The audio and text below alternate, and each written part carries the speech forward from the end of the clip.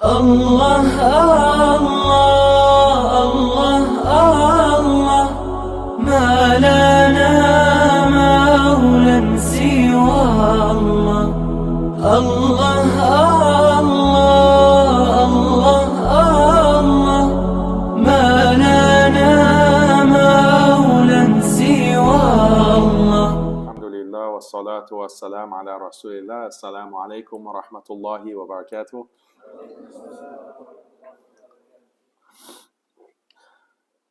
The main ideology that is attacking Islam today is liberalism.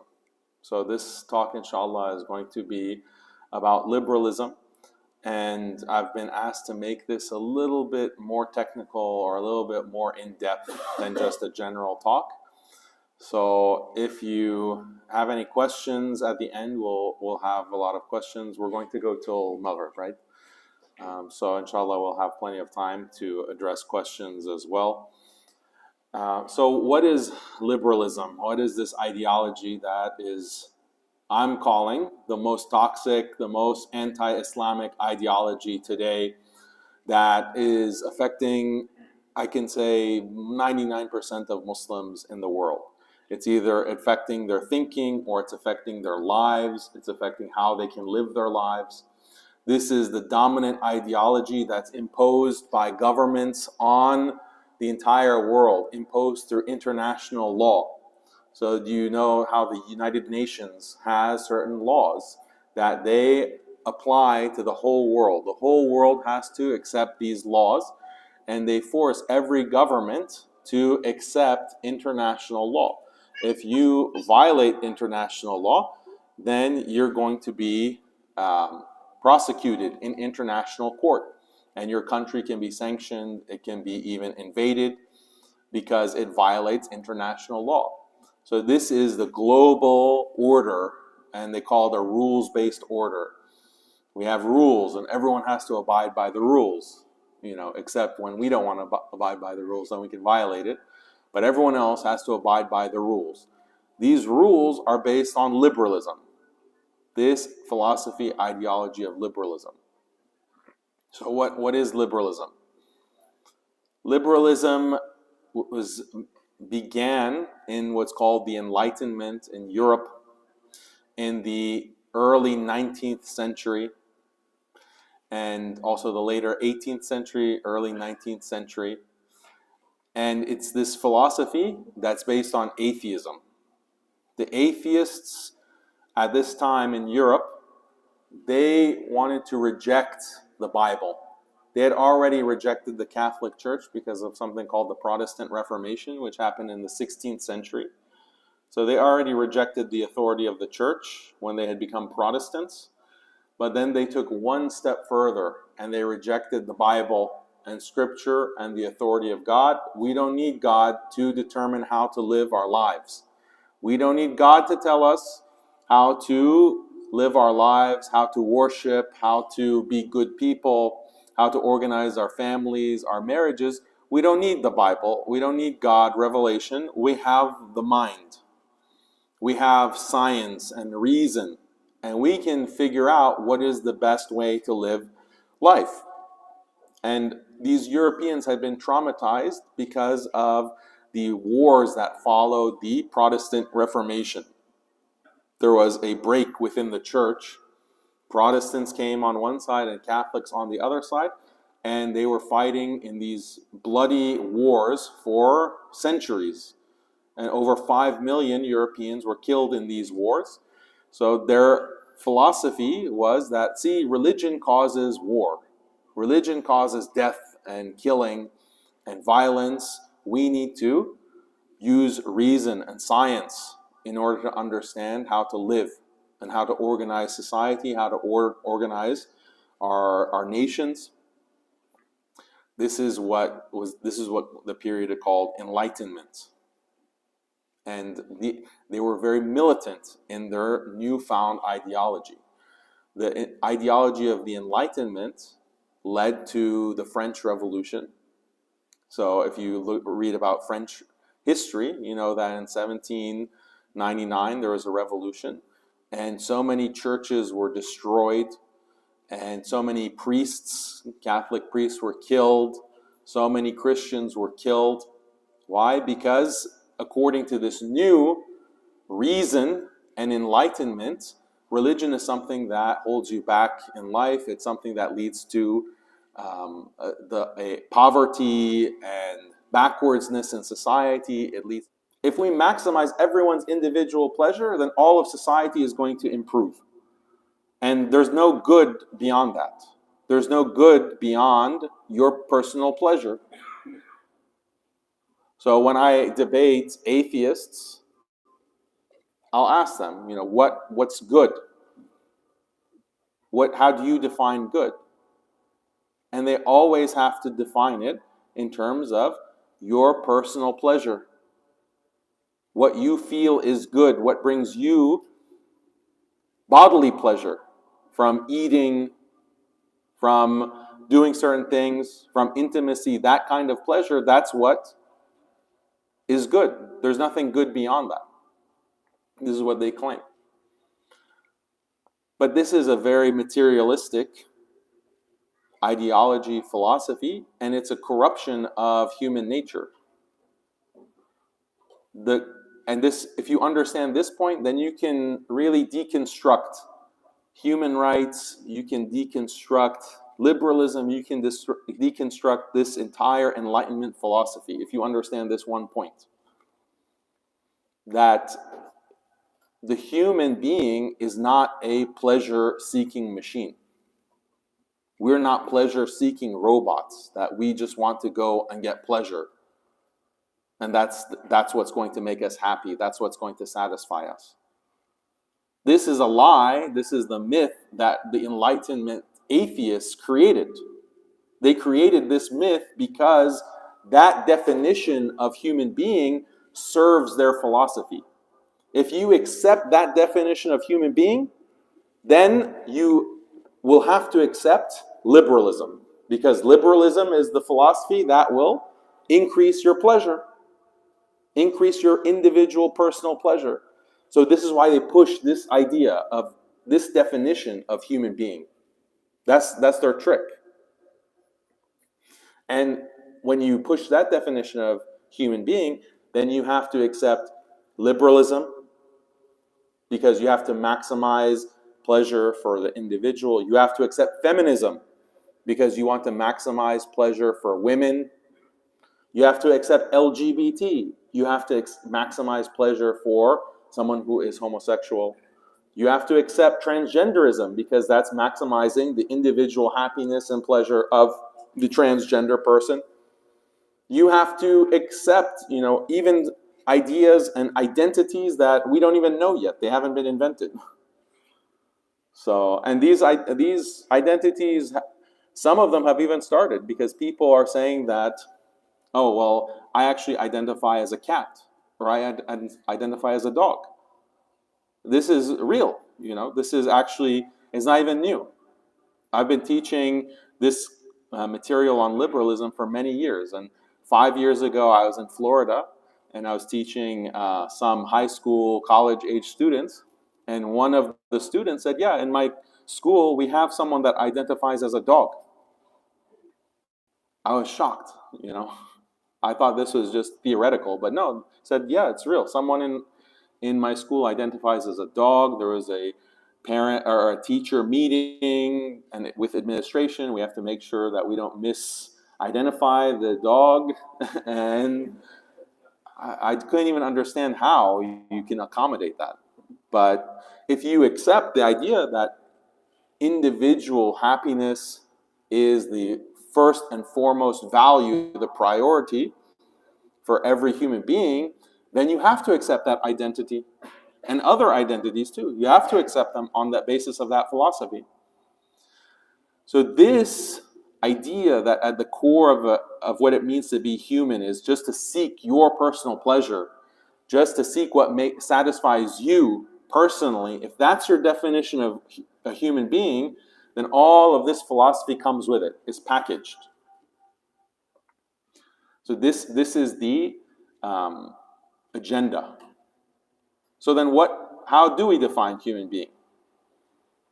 What makes a human being a human? If we're not a pleasure-seeking robot or a pleasure-seeking machine, that all we're doing is seeking pleasure, we know as Muslims, we know what the purpose of our creation is. Our purpose is to seek Allah, to worship Him, to seek His pleasure, not our personal pleasure. That's what a human being is. Doesn't matter if it's a Muslim or a non-Muslim. That's the nature. That's the fitrah. That is the fitrah that Allah has created us upon, is seeking the pleasure of Allah. And the true satisfaction and the true happiness in the overall sense, in the sense of the akhirah, comes from seeking the pleasure of Allah. So do you see the complete opposite? The reality is the complete opposite of what liberalism teaches. Other things that will cause bodily struggle or pain or suffering, when you are worshiping Allah, fasting, you avoid eating and drinking for the day, that causes you suffering, can cause you pain, that can cause you struggle. Praying, salah, that causes you struggle, that requires effort. You have to avoid your desires in order to follow the deen, in order to worship Allah. In so many respects, in so many different areas, in ibadah, in avoiding the haram, we put our personal pleasure to the side for the sake of Allah, for the sake of obeying Allah and worshiping Him. But this is not something just for Muslims, because someone could come and say, well, you're just giving your religious view, and we don't accept your religious view.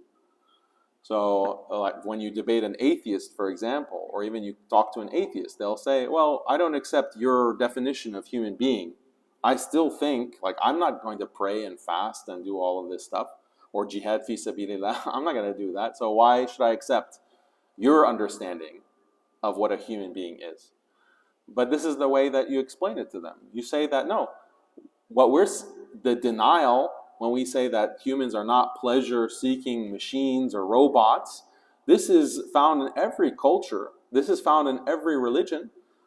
When you look at all the different religions and cultures and human history, human civilization, you find that there is different institutions that are universal, like marriage. Marriage. In every culture, in every society, you have marriage, some form of marriage, which the word marriage might be not be used, but it's an idea of long-term commitment between a male and a female. This is something that's found in some form in every human society. Why? Because it's human nature. This is something that is based on human nature. But what is a marriage really about? A marriage and any relationship between a husband and a wife, or a relationship between a father and a son, a relationship between a mother and a daughter, the relationship between you and your neighbor, you have a relationship. What does that mean to have a relationship? It means that you have rights and responsibilities. You have certain rights in that relationship, and you have certain responsibilities. They have certain rights, and they have certain responsibilities. That's what connects you. So, for example, in marriage, not even just in Islam, but in all cultures, the husband is usually the leader. He's usually the head of the household. He has certain responsibilities to work and provide food and shelter and protection. That's his responsibility. And then he has certain rights. He has certain rights over his wife. And his wife, she has certain rights. She has the right to be fed. She has the right to be provided for. She has the right to be protected. And she has certain responsibilities. She has to take care of the children. She has to take care of the household duties and chores. This is what makes the relationship work. It's a mutual exchange. You give and you take. You give and you take. That's the only way that a relationship can work. There is no relationship that is just I take and I take and I take and I take and I don't give anything. That's not a relationship.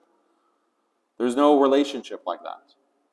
Even in a master-slave relationship, even when you have a master and a slave, the master has certain rights over his slave, but he has certain duties to the slave as well. And vice versa. The slave has certain rights and also has certain duties. Every human relationship is a mutual exchange that you have to have for that to be a real relationship.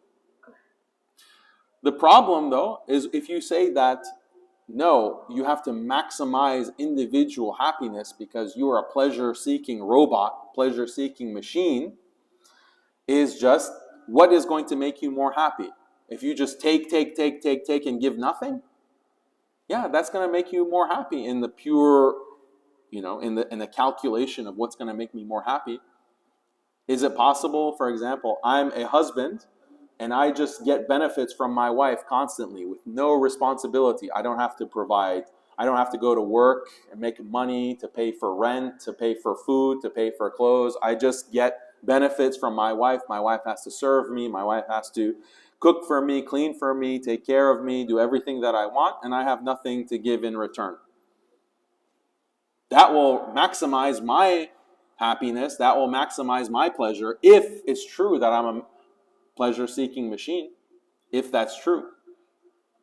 Or vice versa. My wife, she has no responsibility, she has no duties, she just sits and enjoys, sits on the couch, and I work and I do everything at home. I take care of the kids, I bring the money, anything that she wants, I bring it for her, she does nothing. If the liberal idea that we are just pleasure-seeking machines is true, that would make her the most happy. But is that the case? No, that's not the case. We're most happy as human beings. We're most satisfied. Our relationships are the richest and most rewarding when it's mutual give and take. The brothers here know what I'm talking about. As a brother, don't you feel satisfied when you are able to go work hard and it's difficult? You have to get up, go to a job where maybe you don't like your boss, you don't like your coworkers, but you're working there to make money, and then you come and bring it to your family, you feed your wife, you feed your kids. Don't you get some satisfaction from that? Don't you feel fulfilled from that? Doesn't that make you feel like a man, like a human being? You suffered. You went through pain and toil in order to accomplish that. You didn't just sit and seek pleasure.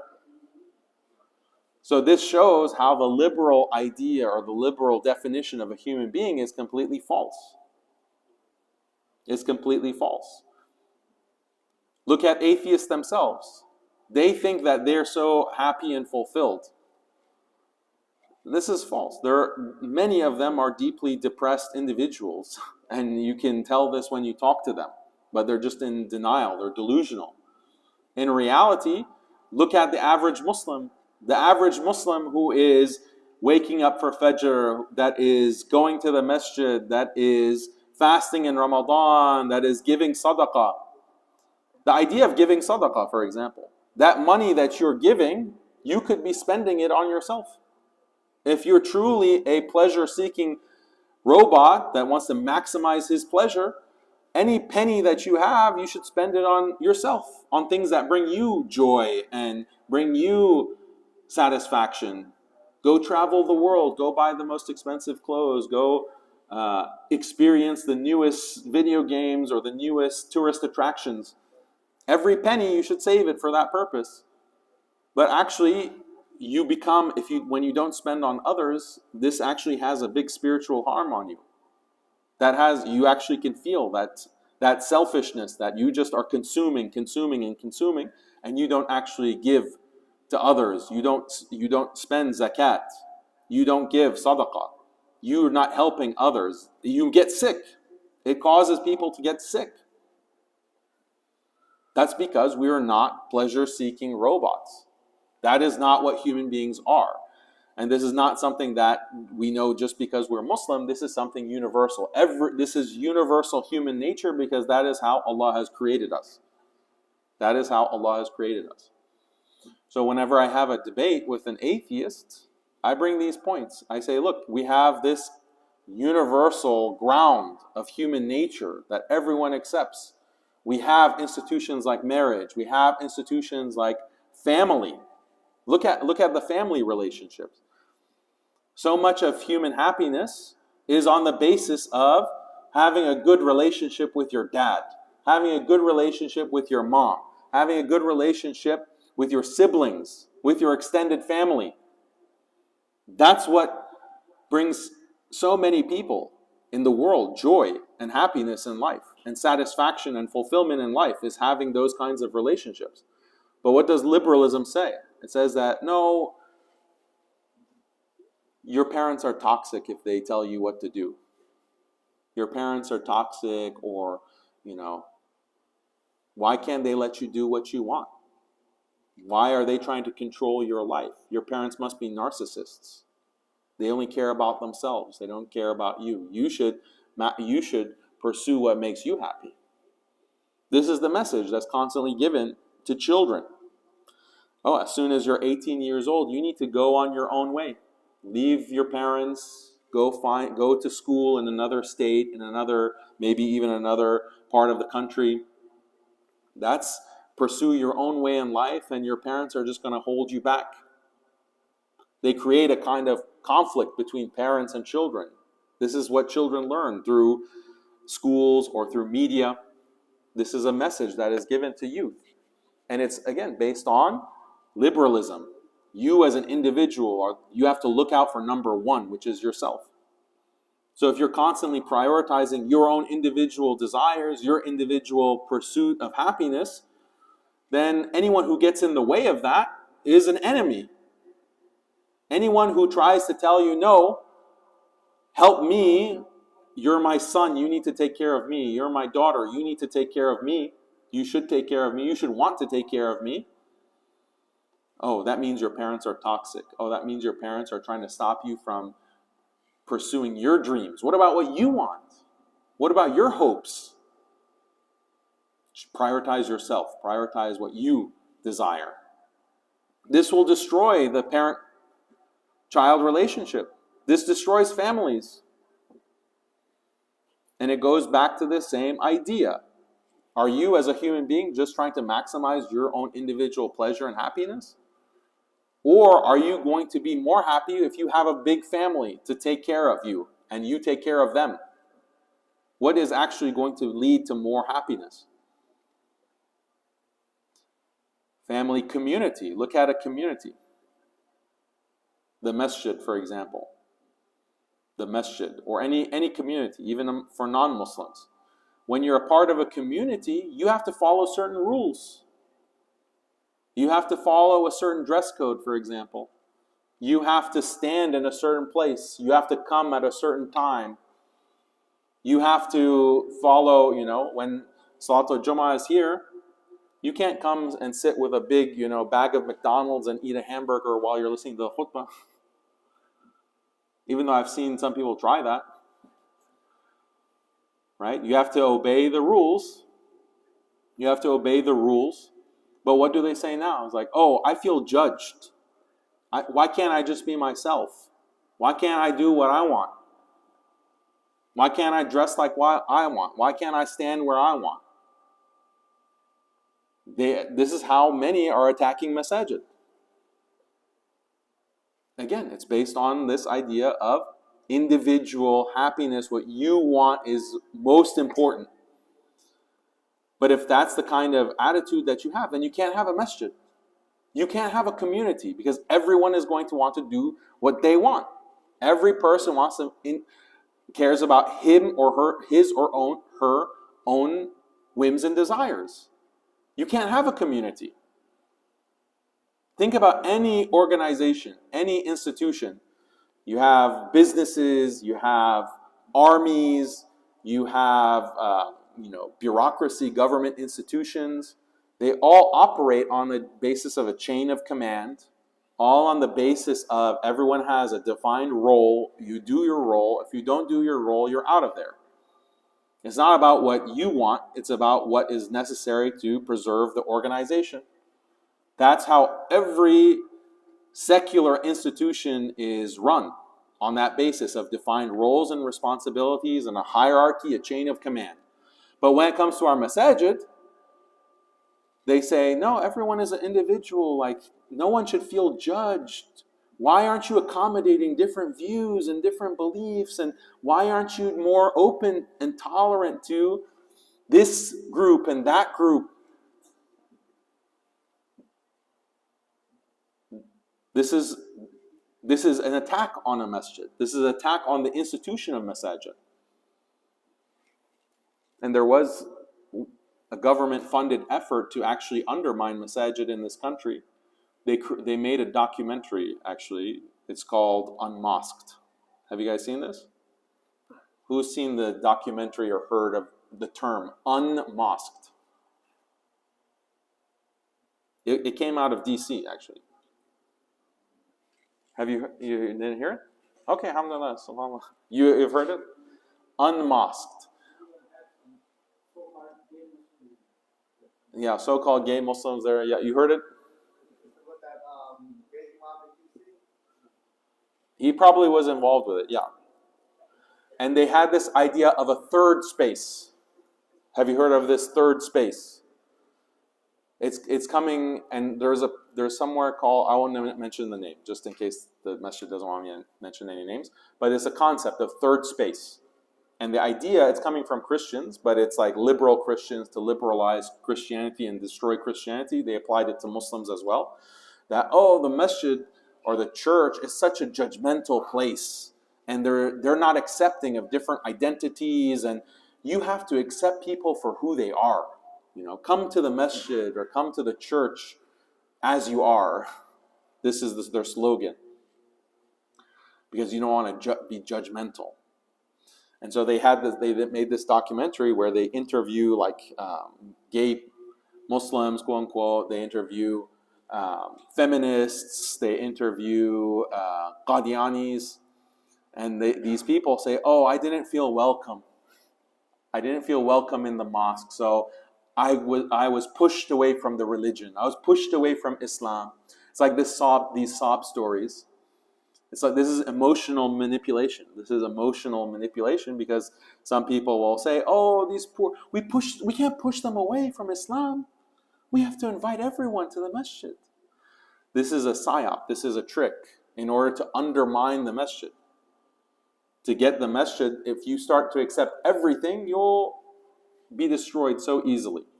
There's no more structure. Just like any business, any organization that begins to accept everyone, every view, and you just prioritize every individual identity, it's going to cause chaos. It's going to lead to all kinds of destruction. And a lot of companies are now realizing this. A lot of big corporations, they are realizing, we went too far when it comes to this entire woke agenda, when it comes to accepting different identities, and they basically have this diversity, equity, and inclusion, DEI standards, corporate standards, and they create this massive bureaucracy within the major corporations, within human resources, HR, to make sure that no one feels triggered, no one feels stressed, no one feels like their identities have been violated. And we have to make sure that everyone is happy and affirmed. We have to make sure to affirm everyone's identity. They realize that this is causing way too much chaos. People are no longer productive because they've been so pampered. They're not actually doing their jobs. We're losing money. And there's this idea of, go woke, go broke. We're losing money because we're just too woke. We have to pull it back. We have to pull it back and tell people, okay, at a certain point, we don't care about your feelings. Do your job. we don't care about your feelings. Do your job. So, because it's a very basic human thing. You have to have a defined role within a structure in order to make an institution productive and operational. They recognize that for their businesses, they recognize that for their profits, but when it comes to the masjid, when it comes to a Muslim community or any community, no, you have to be a free-for-all, you have to acknowledge everyone's individual identity. When it comes to family, you have to recognize everyone's individual identity, and they won't acknowledge that. This is deeply destructive. You're destroying communities, you're destroying family. The idea, for example, of transgenderism, this completely disrupts family. The idea that there is no such thing as gender, or you can be born something and your gender is actually completely different from your born gender. This is something that will destroy family. It disrupts society. But they say, you have to accept it. You have to accept it, otherwise you're a bigot. You're transphobe. You're hateful if you don't accept that males can be females and females can be males. And they can use this whatever bathroom that they want. They can come into the masjid wherever they want. You as a parent have to accept your child no matter what. These are the kinds of things that will destroy family, they destroy community, they destroy marriages, and it ultimately destroys religion. It ultimately destroys religion. If the most important thing is your personal happiness, then why should you accept a religion that says no? You have to prioritize the pleasure of Allah. You have to prioritize obeying Allah. You have to prioritize above your own whims and desires. You don't worship your own whims and desires, you worship Allah. You don't worship your whims and desires, you align your own internal state. You align your way of life with the sunnah of Rasulullah sallallahu alaihi wasallam. That is what they consider to be slavery. Slavery with a negative connotation. So this is the attack of liberalism against human nature. It is an attack on not just Muslims, every culture. Because every culture requires you to sacrifice. If you want to be a part of any community, you have to sacrifice, you have to fall in line, you have to put the group sometimes ahead of your own individual desires. Every relationship, you have to give and take. Liberalism attacks every single culture, tradition, religion, relationship, and it creates atomized individuals that are just pleasure-seeking robots. And the result of this is, we can see the result. The family size is shrinking. Before, in America, you had extended families. People cared about their uncles and aunts and cousins and nephews and nieces and grandparents and cousins second removed and huge extended families. To maintain an extended family requires you to sacrifice a lot. You have to give a lot to all of these family members. You have to spend time, you have to spend resources. But if you're focused on what do I want, what makes me happy, then you don't have as much time for others. You don't have as much time for your family. So the extended family became the nuclear family, where it's just a mother and a father and 2 or 3 kids. Now, that has been destroyed as well. It's just single parent household, single mom, and she has 1, 2, or 3 kids, usually from different fathers. That's the new norm. That's the new norm. Over 50% of children are born where the parents are not married. So this is how common zina has become. Just no marriage at all is needed for having children. So what is happening is that people are being individualized, atomized by themselves. So this is like a dystopia. This is like the end of the human race. This is destruction of the human race. And Muslims are also being attacked. Muslims are being attacked the most aggressively. Why? Because we have the best preserved tradition. We have the best preserved religion. We have the Quran that has been preserved, and Muslims memorize it, and we follow it. we follow the sunnah, we've preserved the sunnah of Rasulullah sallallahu alaihi wasallam. Are we thankful for this? Do we recognize how unique that is to have a preserved book and to have a preserved way of life? Other religions don't have this. Christianity doesn't have this. Christianity, they can't even define God. In Christianity, they cannot define what is the meaning of the Trinity. And depending on which Christian you ask, they'll give you completely different answers.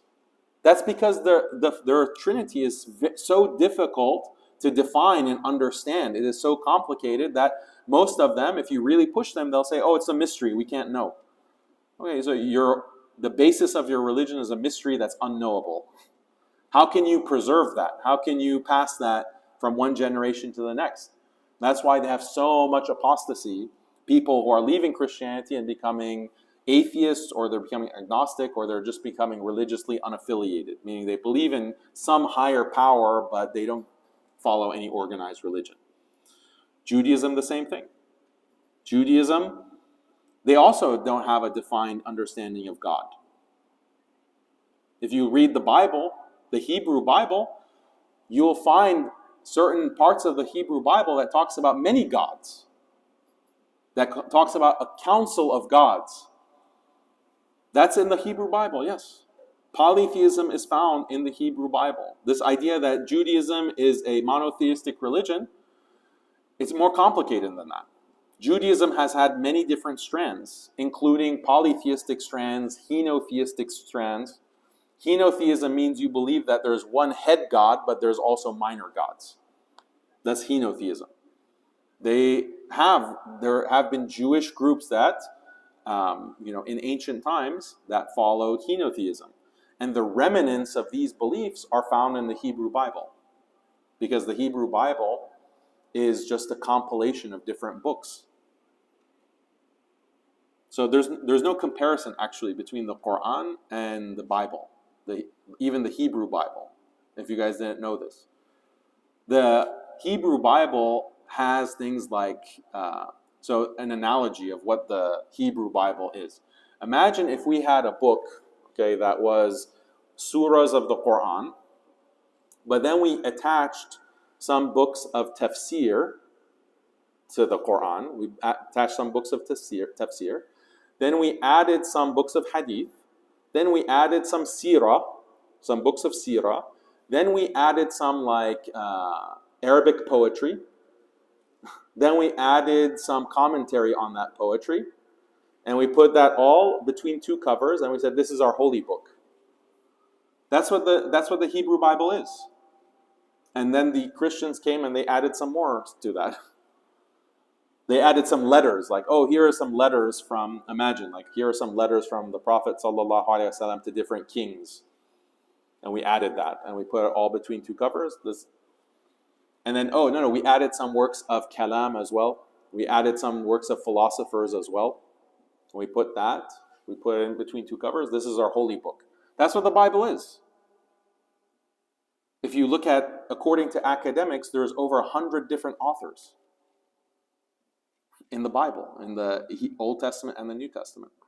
So, of course, the religion is not preserved. So that's why they're more liable to changing over time, to adapting, to adopting whatever is the dominant ideology. Same with Hinduism, same with Buddhism. All of these religions, they have nothing like Islam. So that makes us target number one for attack, because these liberal powers know that Muslims have preserved their religion, and they're the ones who are resisting this ideology of maximizing individual pleasure. And you can see the animosity that exists against Islam and against Muslims in the media. And the big in our lifetime, the big attack has been the war on terror. The war on terror is really a war that was designed against all religions, but they started with Muslims. But you'll notice that the same war on terror tactics that were used against Muslims after 9/11 is applied to all of these other groups. Traditional Christians, traditional Jews, they're all considered extremists because they will oppose LGBT, or they'll oppose feminism, they'll oppose the transgender identity, etc. they are considered extremists who are put on terror watch lists. And in school board meetings around the country, I think Virginia was some examples of it, where parents go to protest the LGBT curriculum. Parents who go to those meetings are put on FBI watch lists. The FBI was monitoring, and they probably still are.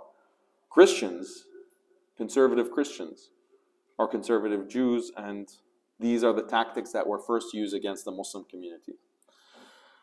So I'll leave it at that, and we can just open it up for Q&A, inshallah. You can just raise your hand if you're here. You can put it, if you're on Zoom, you can put it in the chat, and we'll. I don't know if YouTube, there's anyone commenting. We can read those as well, inshallah.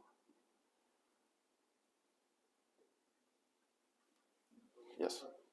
Barakallahu feek for the great talk. How do we explain the whole LGBTQ or gender thing if we have children, especially young children? How do you talk to them about that so that they don't hear anything in school or anything like that? The question is, how do you talk about LGBT to your young children? All you need to say is that there are people who think that you can, instead of the normal mommy and daddy, they think you can have daddy and daddy or mommy and mommy. This is from shaitan, and we reject it.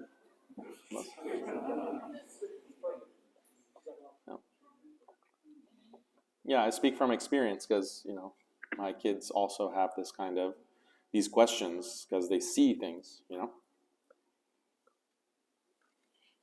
Yes. Where is the ideology coming from? Is it a government, like an organization? The question is, where is the ideology coming from? It's coming from people who are educated through the liberal system. The system is designed to turn people into liberals and to view liberalism as the best way of life. So it perpetuates itself through the educational system, through the media system, and through government structure. So it's not like one race or one ethnicity or one group. There are a lot of Muslims that now are falling into this liberalism, and they're advocating it in the most brutal terms. Yes. What can we, as Muslims in America, stop or negate the liberalism in America? What can we as Muslims do? What can we as Muslims do to combat liberalism? Yeah, stop it. What do we do?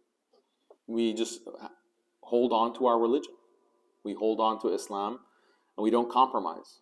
We don't liberalize. So I gave a talk earlier about feminism and how feminism is a sub-ideology of liberalism.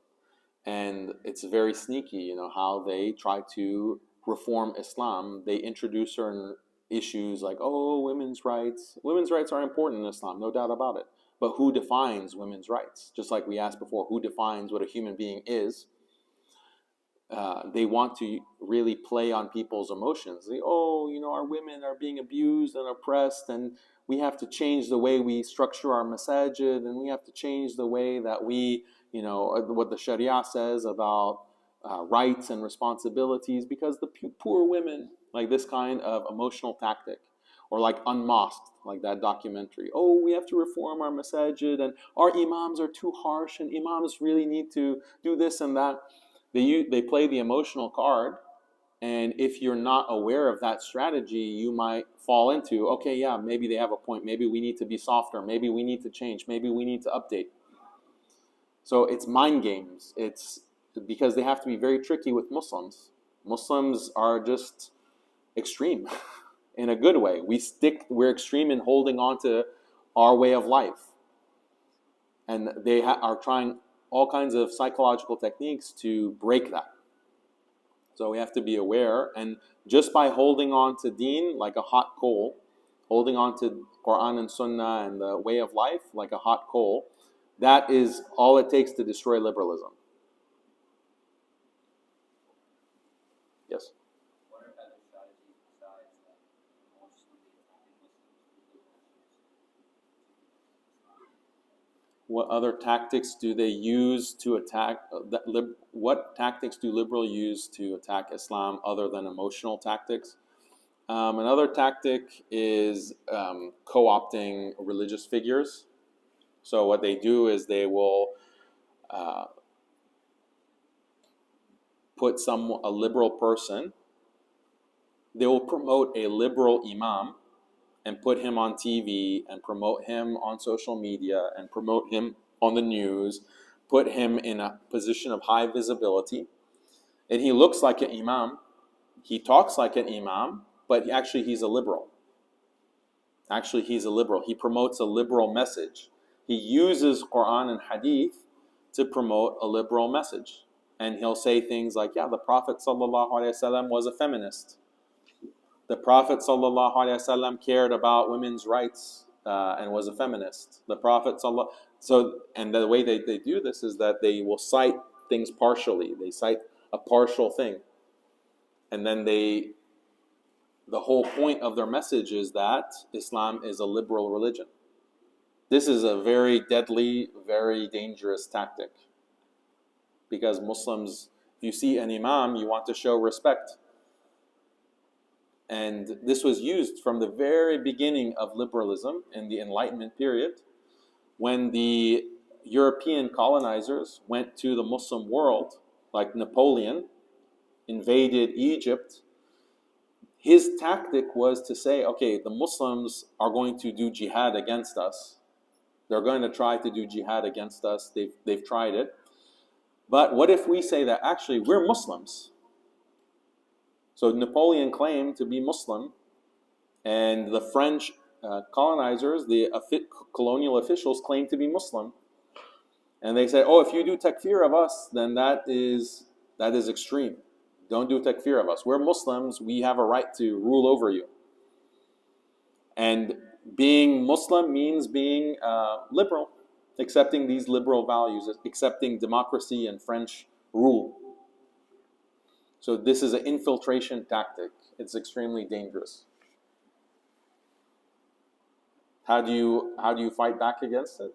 I guess the same answer from before. You have to recognize this is what Islam says. This is what the Quran and Sunnah say. We're not going to compromise on our religion.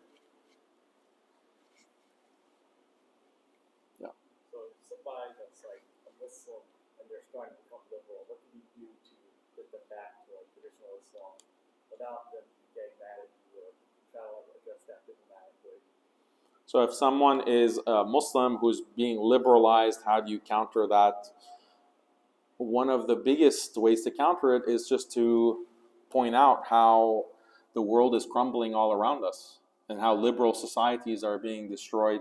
How what's crucial at this moment, especially in history, is that liberal power is decreasing in the world. And you see other powers like Russia and China are increasing in power. So now we're going into a multipolar world. And that creates a more of an opportunity to say that, okay, if liberalism is so good, then why has it led to the downfall of the West? Why is the West on the decline? Why is crime at its highest ever levels? Why is suicide at the highest ever levels? Why is depression at the highest ever levels? Why do we see all of these problems? The breakdown of marriage, the breakdown of family, all of these statistics show that there is social decline and decline in power and economics and all of these different metrics. You can point to the news, and the news is like documenting it step by step. All kinds of crazy headlines. So the one thing that I do a lot are memes and mockery and stuff like this. So then, you see a headline about like the kind of social decay, and you share that. You share like, look at what the liberal West is all about. Look at what liberalism has brought. Is this the so-called superior West? And that really sends a powerful message. Now, let me answer one from this chat. How to stand firm against people like this, especially as teenagers attending public school where all this fitna is so prevalent. Yeah, if you're a teenager attending public school, see if your parents will homeschool you or put you in an Islamic school, a good Islamic school. But the way that you as a teenager should really avoid this fitna in school is to not be friends with liberal people. Avoid certain people. You are going to be on the same religion as your friends, as the Prophet ﷺ said. So avoid being friends and having a social circle that is full of liberal people. That's the most important thing. And teenagers will say, oh, but I really like my friends, and oh, how am I going to not have these friends? You'll find other friends. There are so many people in the world that will be your friend. You don't have to be friends with those specific people in high school. And yeah, when you get a little bit older, you'll forget even the people who are in your school. So it's not a big loss. What are other sub branches of liberalism other than feminism and LGBT? Yeah, so liberalism is a big umbrella. You have basically every single political theory and economic theory falls under this umbrella of liberalism. I'll explain to you why. So communism is a liberal philosophy. Socialism is a liberal philosophy. Capitalism is a liberal philosophy. Anarchism is a liberal philosophy. Why? All of these are liberal philosophies because they want to maximize your individual happiness and freedom. They just have different approaches to how to accomplish that or how to achieve that. So that's what makes them liberal. Then you have feminism, you have secularism. Secularism refers to the government, separation of church and state. That's a liberal philosophy because how do we maximize the people in a nation, their happiness? We have to make sure to separate church and state. These are all sub-branches. Yes. Earlier you said that the liberal leaders are mostly atheists, but I kind of question that because what outside the whole agenda of like why they want us to maximize our happiness, what are they benefiting from it? Like how are they benefiting from that? And I would say that they're more of Satanists in that regard. So the question is, the comment is that most of these people should be considered Satanists as opposed to atheists because they don't really care about you. They care about themselves. Is that what you're saying? Yeah, like how are they benefiting from my happiness? How are they benefiting from your happiness? So yeah, you can say that underneath it all, this is a satanic agenda. Liberalism is a satanic ideology because it's a kind of worship of yourself. Like you prioritize your own pleasure over everything else. That's a kind of satanic mentality. Nafsi, nafsi, nafsi, myself, myself, myself. That's a satanic kind of mindset. But as for the people who are leading liberalism, they claim that it is they do care about people's happiness. They do want to create a utopia. They do want to create the best possible world. Whether they're sincere in that or not, Allahu A'lam, but at least that is what their claim is. Yeah, you have to question whether do they really believe that increasing people's happiness means, telling a girl that, oh, you identify as a man, therefore go and have this operation. Like, that seems pretty satanic if they really believe that. And then how are you benefiting from that? How the person getting the operation? The liberal leader, how are they benefiting from that? Like I'm getting an operation. That's a good question. But they might feel a satisfaction in thinking that they're doing something good for the world. So, yes. Liberalism, does that destroy all or basically most of human rights? Because if you consider a simple example where there are 100 people, everyone earns basic income except for one individual who has a lot of money.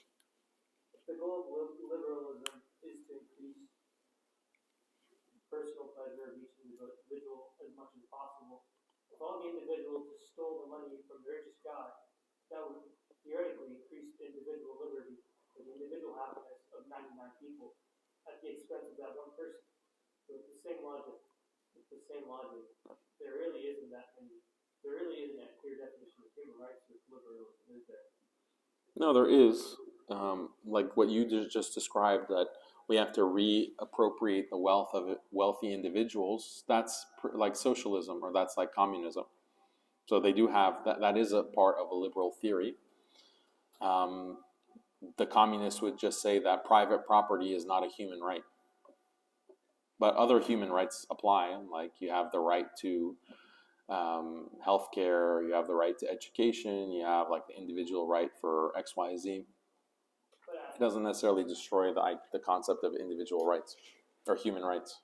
But they destroy, let's say, the right of someone else. So, for example, to make other people happy, you have to sacrifice the right of being able to, let's say, for example, say someone has a he or a she, because you have to first learn what the other person's gender is, and then you can speak. Yeah, people are going to claim that there are certain rights that take priority over other rights, but they're still talking about human rights. They just have different definitions of, or they draw the lines in different ways, but they're still talking about human rights. The way to really question human rights is to question, well, what is a human being? And what is going to benefit human beings? All of these different theories, material theories, secular theories, they assume that humans are like pleasure-seeking robots. And you can't really question human rights. Like if Muslims want to question the human rights regime and debunk it or to criticize it, we have to say that no, we don't accept this definition of human beings. Like a human being is a human that has been created by Allah on the fitrah to worship Allah. That is a human need. It's a necessity. If you have that understanding of human rights, countries that promote atheism are human rights violators, because you're attacking the purpose of being a human being. You're spreading atheism. You've built these schools that prioritize a science education, and the science education creates atheism. Why? Because a science education says that the only things that are real are things that are established by scientific research. Everything else is opinion. We talked about this yesterday, actually, in another talk, that the public school system is designed to create atheists, or people that they don't really believe that religion is about facts. Religion is just about opinions. So maybe I can do the same thing that I did yesterday. Does anyone in has gone through public school and learned like the difference between fact and opinion? Someone. Oh, so okay, if you've done it. Okay, what's a fact? Something that's been proven, reasoning. Something that's been proven as a fact. Like, can you explain more what proving means? Capital of the United States is Washington, D.C., and opinion is something that someone says. Okay, so fact is something that is proven and verifiable, and an opinion is just what someone says. So here's the question. Here's my claim. Killing someone is wrong. Killing someone for no reason is wrong. Is that a fact or opinion? That would be classified as an opinion. That would be classified as an opinion. What if I say that hellfire exists? Is that a fact or opinion? Hellfire exists as an opinion. Allah exists. Is that a fact or opinion? If you say they would classify it as an opinion, according to what you learned, or the definition that you get. Okay, Allah exists as an opinion. Do you see the problem? So that means all of religion, all the claims of religion, the moral claims, the ontological claims about like what exists, Allah exists, Jannah exists, Nar exists, angels exist. All of these are in the realm of opinion. In the realm of facts are what? Science, history that we've recorded. That's the realm of facts. So when you go through the educational system and you learn this fact-opinion distinction, you've destroyed people's... Because these are not opinions. Allah existing is not an opinion, it's a fact. It's the central fact of all existence is that Allah exists. The central fact of all reality is that Allah exists. That Islam is haqq, that's a fact, it's not an opinion. So imagine you as a Muslim, you're going through this public school system. And then the thing is, many Islamic schools will also adopt the same curriculum, the same material. Oh, this is fact and opinion. They're basically preaching atheism, but they don't realize it. They don't realize that they're teaching atheism. They're teaching the psychology that leads to atheism. And then we wonder, oh, why are so many children or Muslims having problems with basic Islamic concepts? It's because of the public school system, the educational system.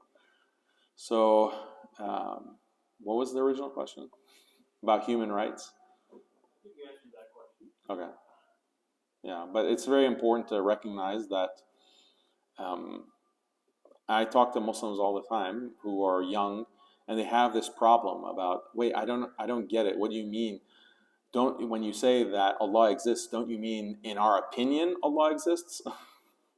And I have to tell them, no, don't use that language. It's not in our opinion, it's a fact. This is reality. And if you have doubts about it or you think it's only our perspective, then that's actually dangerous for your iman. You have to know, you have to have knowledge that Allah exists. That's a part of iman. You have to know it and you have to testify it. So these basic concepts are very dangerous, and they're, being commonly taught to children and our youth. So may Allah protect us.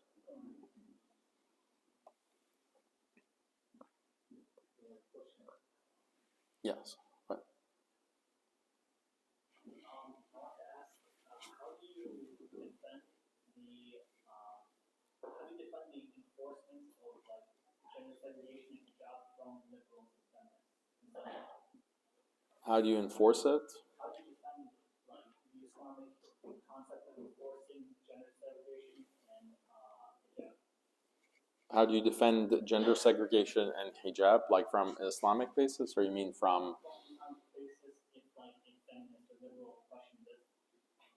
a Muslim feminist? Yeah, or even non-Muslim feminist. In what context?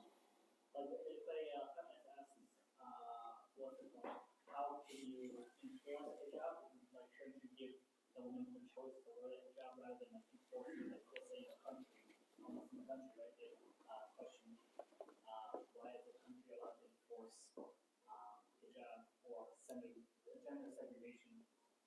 How would you defend? How do you explain that? How do you defend the concept? So the question is, how do you defend the concept of enforcing or imposing hijab and gender segregation?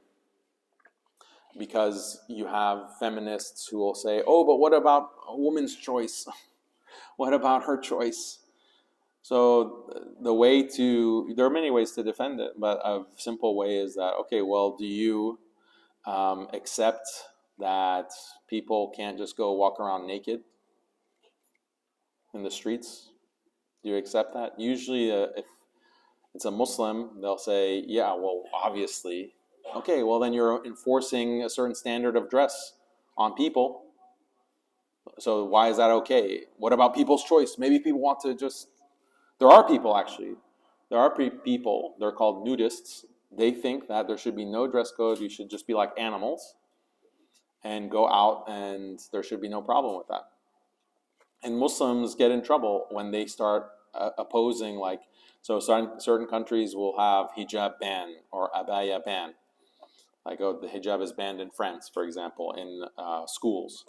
And they'll say, oh, this is violating religious freedom, and women should have a choice. If they want to dress like this, they should be allowed to dress like this. If you use that kind of argument, you're using a liberal argument to defend the hijab, but this is a problem. Because then the nudists come to you and say, okay, you as a Muslim are in favor of freedom of choice, so you support us nudists, right? We choose not to wear clothes, so you support it. And then the Muslim has to backtrack and basically go back on what they're saying.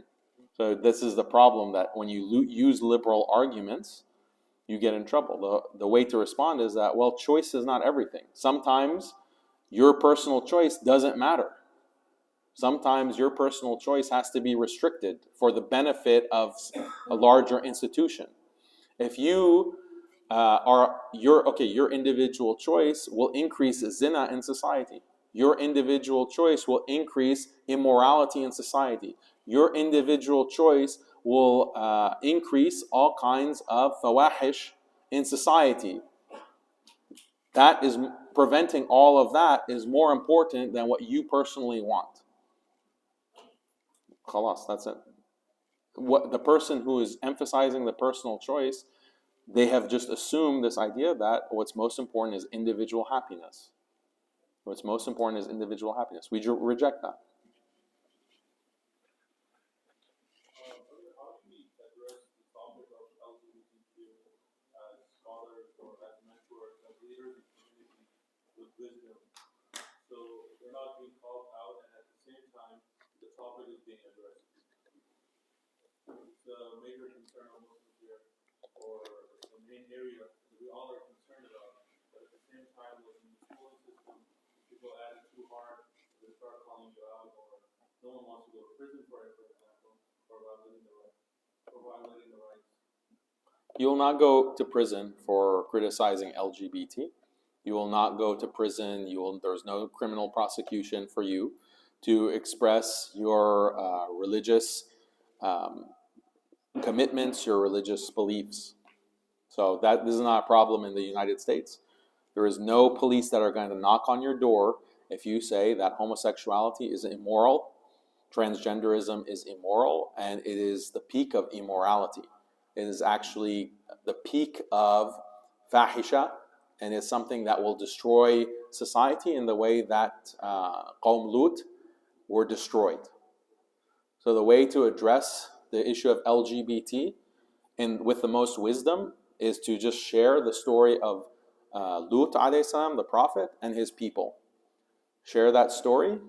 That is the most wise and beneficial way to address with the words of Allah. And it's completely legal. It's as of now.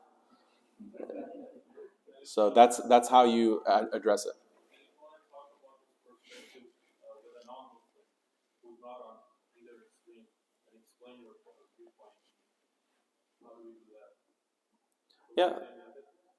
Yeah, the same method with elaboration and explanation. So this is something that is part of the fitrah. It's fitrah that certain behaviors are immoral, they're disgusting, they are lascivious, promiscuous, and that is part of the fitrah. Now, if you want to really hammer the point home, there's all kinds of information that you can share about this quote-unquote lifestyle that are quite shocking. You know, the idea of Qawm Lut as being just like everyone else, except they have a preference for the same sex. This is whitewashing of the reality of Qawm Lut. The reality of Qawm Lut is expressed in the Quran. The reality of Qawm Lut is expressed in the Quran. They're extremely violent, aggressive rather, I should say. They're extremely aggressive. They want to force everyone to accept them. And if you don't accept them, they will try to harm you and expel you from your homes. This is what we read about Qawm Lut, and that's exactly what we see around us. So how do you convey that to a non-Muslim? Well, you can share, look how aggressively they are trying to impose their views on children. This is actually why the tide has been turning on LGBT in American society. They're like, why are they demanding that our children accept this? Why are they demanding to show these pictures in schools and to have drag queen story hour in schools? Why are they so aggressive? It's shocking to people, and this is waking them up.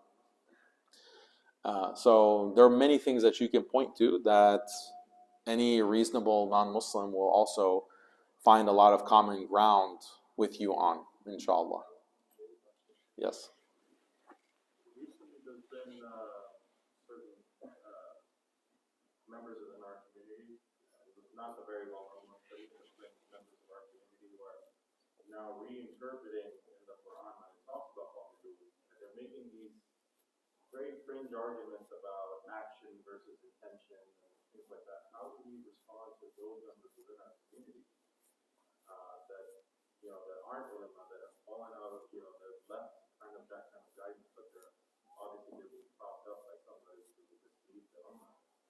What specifically do they say about? Like they make this argument that when the Quran speaks about Qawmulu, it makes a distinction between action versus intention. They're saying that the Quran doesn't condemn the action, rather just So when the adhab came, only the actions of the Qawm Lut were destroyed, the people were saved? yeah. So what they How does that make sense? yeah, what they say is that those specific people that came to Prophet Lut alayhi salam, they were rapist, murderer, like, but it does not condemn the whole community. So they're making all these fringe arguments now, and getting away from the topic. Yeah, so the question is, you have people who are making these bizarre arguments that, oh, when you read the Quran, it's not all of Qawm Lut that is condemned, it's only a part of them, and we shouldn't have this kind of negative attitude towards modern day Qawm Lut. This is nonsense. Like the Quran, Allah doesn't make any distinction. He didn't say, oh, we saved part of them. The only people who were saved was Lut alayhi salam and his family, except his wife. Those are the only ones who were saved, and they're the ones who were opposed. So all of the people were destroyed. There wasn't any exceptions mentioned in the Quran. So I don't really understand what this argument amounts to. The argument that a lot of these deviants have made is, well, the Quran is really referring not to same-sex behavior or homosexual behavior. Rather, it's referring to murder and assault, and that's what's condemned in the Quran. They've taken this from Christian reformists, because Christian reformists started making this argument about the Bible, because you also have the story of Qawm Lut is mentioned in the Bible as well, and that they were destroyed, that's also mentioned. So Christian liberals 50 years ago started making this kind of argument, and then these Muslim deviants, or actually I don't even consider them Muslim, they are taken outside of Islam by making the haram halal. They are saying that, the Quran is the same. It's not a condemnation of this behavior, it's a condemnation of something else. So that's easy to refute. No one has understood the Quran in this way. The language of the Quran is clear, exactly why Allah is condemning them. You approach men with desire instead of women. It's very explicit in the Quran. How can you get around that? You can't.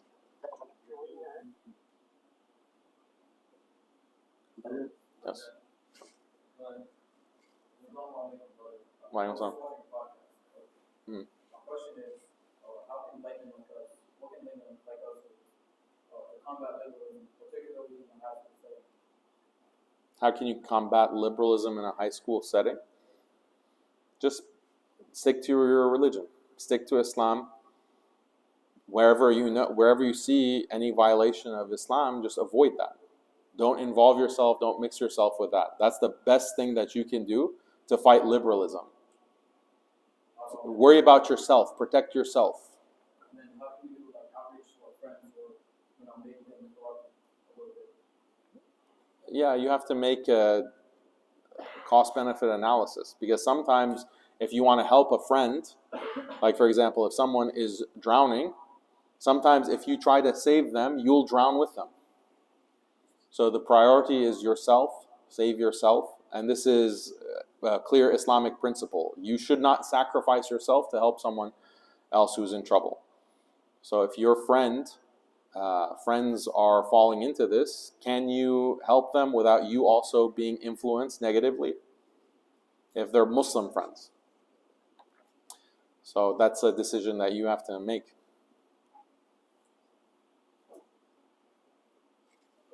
When our youngsters listen to different leaders and different speakers out there, how do they filter out who's right, and how do they know that this is their coming from Islam and that they should follow them, instead of just looking at the amount of views that person got? So to repeat the Imam's question, how do our youth filter out which Imams online on YouTube to listen to? How can they identify who's really a liberal and who's not?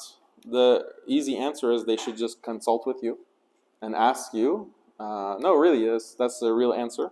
They should ask, Maulana Omar They should ask qualified scholars in the community.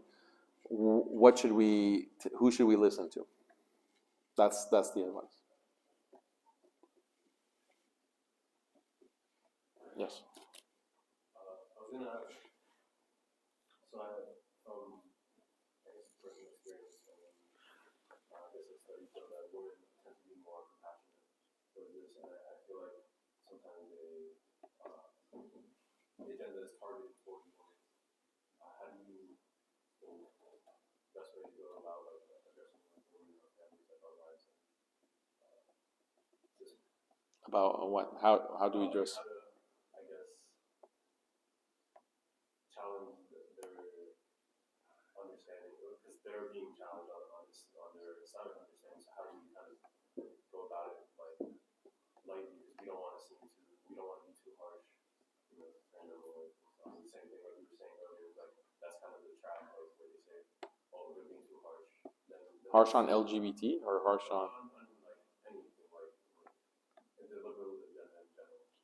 So like LGBT, all of the same thing even with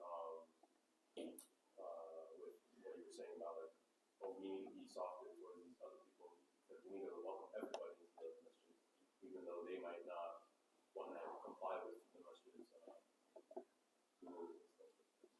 What's like a middle ground approach? So the question is, how? Just to repeat it for those on Zoom, how do we?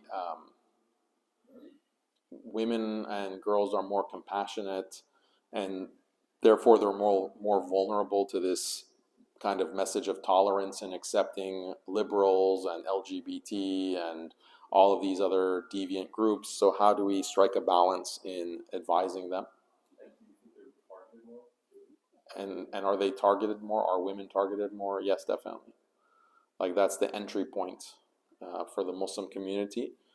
And it was actually expressed like in a White House memo that was leaked, that if we want to really infiltrate the Muslim community and liberalize Muslims, we have to promote women leaders, and we have to target women and get them on board, and that will allow us to really control the Muslim community.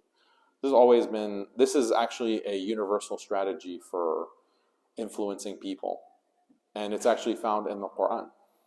The Prophet Sulaiman, that's the tactic that he used actually, without going into further tafsir of that. But the approach, it really depends on which kind of female family members.